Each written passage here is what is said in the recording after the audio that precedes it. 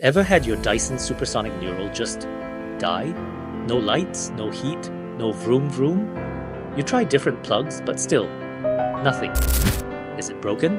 Is it a cable issue? But here's a fun fact, or maybe a frustrating fact. The Nural is so smart, it's sensitive. The most common culprit for a dead unit is a faulty PCB. Think of the PCB as the brain of your hairdryer. It's responsible for those fancy neural sensors that protect your scalp. If there's a power surge, a tiny bit of moisture ingress, or a manufacturing defect in the circuit, the brain goes into a coma to protect itself.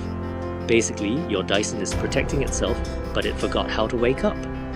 Now, before you panic, here are 3 things you should check. 1. Is the filter clogged? If it can't breathe, it won't start.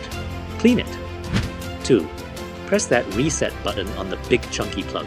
Sometimes it's just a safety trip. 3. Check the cable for any visible kinks or frays.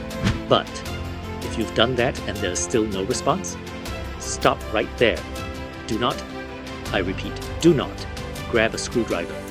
One wrong move with a screwdriver and you could pierce a sensor or short-circuit the motor. Why stress yourself out and risk a misdiagnosis? This is why you bring it to RoboCare. We don't guess, we analyze.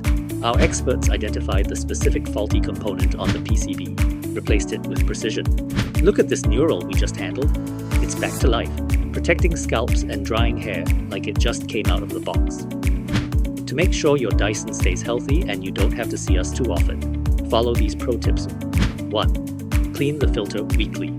No excuses. A choked Dyson is a dying Dyson. 2. Unplug it. Don't leave it plugged in 24/7. Our power grids can have tiny surges that stress the PCB. 3. Cord care. Avoid wrapping the cord tightly around the dryer. It stresses the internal connections to the board. Don't let a faulty PCB ruin your vibe or your hair. Contact RoboCare today. Visit our website or call us to schedule your repair.